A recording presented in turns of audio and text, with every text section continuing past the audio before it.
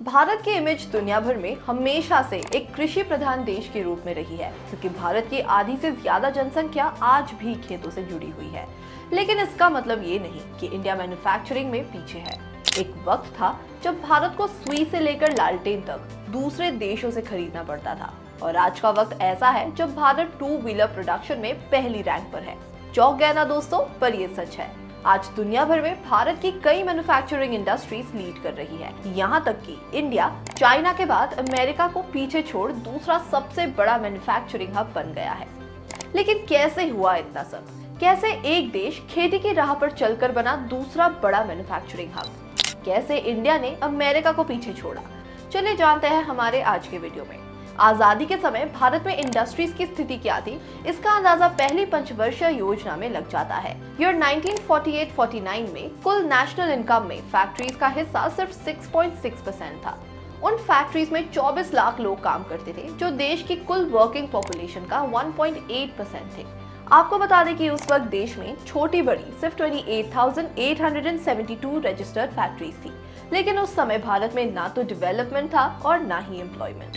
ऐसे में आजादी के बाद इस देश पे कदम उठाए गए, और दोस्तों उस वक्त इंडस्ट्रीज को आगे बढ़ाने की पॉलिसीज की वजह से ही भारत मैन्युफैक्चरिंग के लिए दूसरा सबसे आकर्षक मैन्युफैक्चरिंग हब बन गया है। बता दें कि चाइना के बाद हमारे इंडिया का ही स्थान है। आज आपको बता दें कि 1400 से भी ज्यादा मल्टीनेशनल कंपनीज यहाँ काम करती हैं, जिनमें 13 लाख लोग काम करते हैं। आज देश में रजिस्टर्ड फैक्ट्रीज की संख्या करीब 2.5 लाख हो गई है, जबकि टू व्हीलर प्रोडक्शन में इंडिया पहले और कार प्रोडक्शन में इंडिया तीसरे नंबर पर है। वही सभी तरह के 4 व्हीलर बनाने में हमारा इंडिया चौथे स्थान पर है। इसके साथ ही दोस्तों भारत की स्टील और टेक्सटाइल इंडस्ट्रीज चीन के बाद दुनिया में दूसरी सबसे बड़ी है। टीवी, फ्रिज जैसे कंज्यूमर ड्यूरेबल और साबुन, टूथपेस्ट जैसे एफएमसीजी सेक्टर में दुनिया की ज्यादातर बड़ी कंपनीज भारत में उत्पादन कर रही है। यानी कि दोस्तों भारत सिर्फ एक सेक्टर के मैन्युफैक्चरिंग में आगे नहीं है, बल्कि कई ऐसे सेक्टर्स हैं जिनमें इंडिया और इंडिया के इंडस्ट्रीज लीड कर रही है। लेकिन दोस्तों ऐसा नहीं है कि भारत हमेशा से ही ऐसा था। भारत ने मैन्युफैक्चरिंग इंडस्ट्री में बहुत सारे उतार चढ़ाव देखे। दोस्तों आपको जानकर हैरानी होगी, पर जब देश आजाद हुआ था तब मैन्युफैक्चरिंग के नाम पर सिर्फ कुछ टेक्सटाइल और स्टील मिल्स और कुछ इंजीनियरिंग फर्म्स ही थे। सुई से लेकर लालटेन तक, घड़ी से लेकर ऑटोमोबाइल तक सब कुछ यूरोप से आता था। ब्रिटिश गवर्नमेंट की पॉलिसीज ने इंडिया के रॉ मटेरियल मार्केट और डोमेस्टिक सप्लाई चेन को बर्बाद कर दिया था। दोस्तों वैसे तो टाटा, बिरला, ब्रिटानिया, गोदरेज, आईटीसी जैसे इंडस्ट्री ग्रुप आजादी से पहले अस्तित्व में आ चुके थे, और देश के बड़े इंडस्ट्रियलिस्ट ने 1944-45 में बॉम्बे प्लान नाम से एक योजना तैयार कर लिया था, जिसके बेसिस पर 1948 में पहला इंडस्ट्रियल पॉलिसी रेजोल्यूशन लाया गया था। लेकिन अगर बात की जाए तो इंडस्ट्रीज पर फोकस मार्च 1950 में योजना आयोग के गठन के बाद ही बढ़ा था। दोस्तों भारत में इंडस्ट्रीज के विकास को 3 फेजेस में देखा जा सकता है। पहला 1970 के दशक तक, जब इंडस्ट्री पूरी तरह सरकार के नियंत्रण में थी। दूसरा 1980 का दशक, जब लिमिटेड लिबरलाइजेशन किया गया था। और तीसरा 1991 में फुल लिबरलाइजेशन के बाद का समय।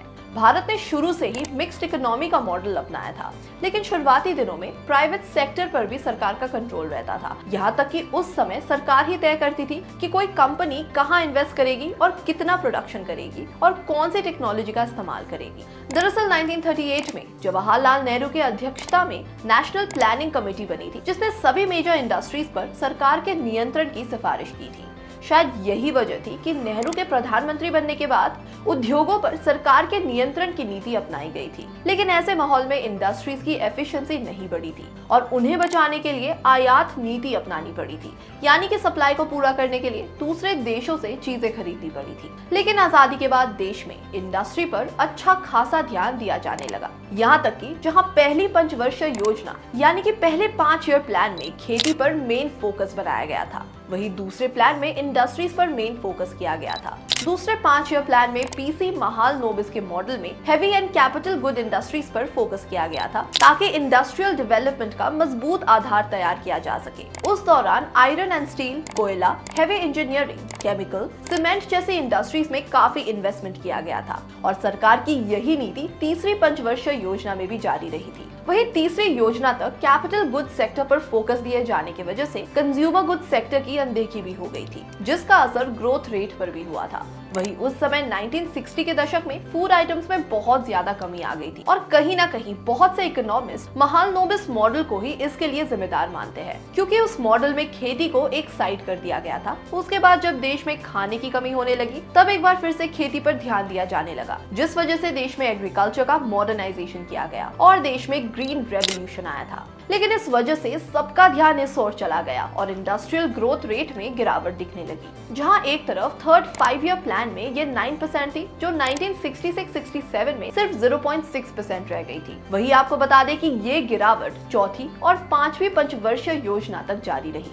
5वीं योजना के आखिर में औद्योगिक विकास दर -1.6 हो गई थी। दरअसल दूसरे 5 ईयर प्लान में नॉन एग्रीकल्चरल सेक्टर में एम्प्लॉयमेंट पैदा करने के लिए स्मॉल स्केल इंडस्ट्रीज को बढ़ावा देने की बात कही गई थी। यहाँ तक कि उनके लिए कुछ प्रोडक्ट्स भी रिजर्व कर दिए गए थे जिन्हें बड़ी कंपनीज तैयार नहीं कर सकती थी। इसके पीछे की सोच ये थी कि जैसे जैसे इनका बिजनेस बड़ा होगा, इनमें रोजगार भी बढ़ता जाएगा। लेकिन बिजनेस बढ़ने पर सरकारी मदद खत्म हो जाती। इसका असर ये हुआ कि रजिस्टर्ड छोटी इकाइयां बड़ी नहीं हो सकी। वे अपने से छोटे माइक्रो इकाइयों से कच्चा माल खरीदती थी जो अनऑर्गेनाइज सेक्टर में थी। 1970 के दशक तक इंडियन इंडस्ट्रीज के सामने कोई कंपटीशन नहीं था।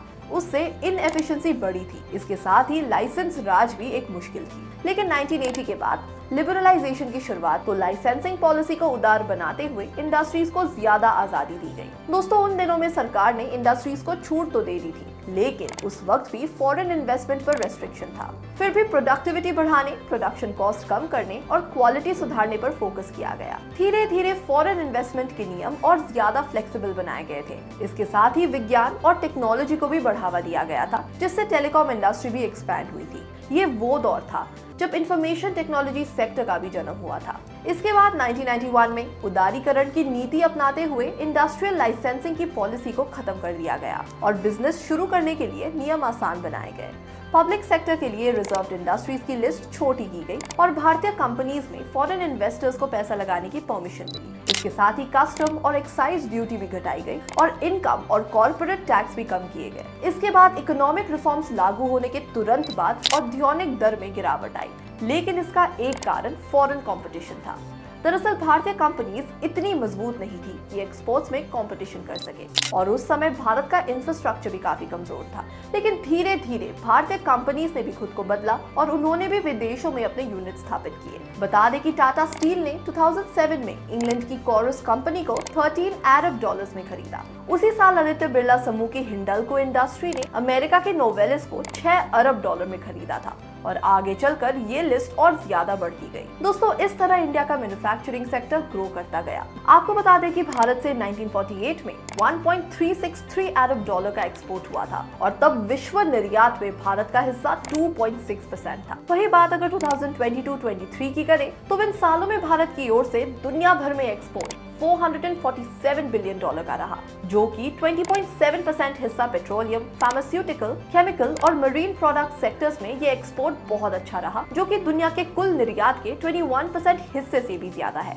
यानी कि दोस्तों, आज भारत ने हर छोटे बड़े हिस्से में और हर छोटे बड़े सेक्टर में ग्रो किया है। आपको बता दें कि अगले 25 सालों में इंडिया में जीडीपी में मैन्युफैक्चरिंग की हिस्सेदारी 27% तक पहुंचने का अनुमान है, जो अभी लगभग 16% है। लेकिन आज भी अगर देखा जाए तो भारत की छोटी इंडस्ट्रीज के सामने कई सारे चैलेंजेस हैं। फिलहाल इंडिया के सेक्टर में जो सबसे बड़ी चुनौती है वो मंदी की है, जो पूरे दुनिया में छाई है। रूस यूक्रेन युद्ध और महंगाई के कारण जहां एक तरफ यूरोप के लगभग सभी देश मंदी से गुजर रहे हैं, तो वहीं दूसरी ओर इससे भारत के सेक्टर्स पर भी असर पड़ रहा है, खास करके एक्सपोर्ट पर। इसके साथ ही इंडिया के सेक्टर्स टेक्नोलॉजी की समस्या से भी जूझ रही है। पहले एमएसएमई को सरकारी संस्थानों और सार्वजनिक कंपनियों से टेक्नोलॉजी मिल जाती, लेकिन अब जब से ये सेक्टर्स प्राइवेट हुए हैं तब से ये रास्ते बंद हो गए हैं। ऐसे में छोटे आकार के चलते उनके लिए टेक्नोलॉजी हासिल करना मुश्किल होता है। भारत में लॉजिस्टिक्स का खर्च ज्यादा है, इससे यहाँ के प्राइवेट ग्लोबल मार्केट महंगे हो जाते हैं। भारत में लॉजिस्टिक्स का खर्च जीडीपी का लगभग 14% है, जिससे 5 वर्षों में 10% से नीचे लाने का लक्ष्य तो है, पर तब तक इन सेक्टर्स को दिक्कतों का सामना करना पड़ रहा है। तो दोस्तों, ये थी वीडियो भारत के मैन्युफैक्चरिंग सेक्टर के बारे में। आपको ये वीडियो कैसी लगी हमें कमेंट सेक्शन में जरूर बताएं। इसके साथ ही वीडियो को लाइक करना, शेयर करना और चैनल को सब्सक्राइब करना ना भूलें।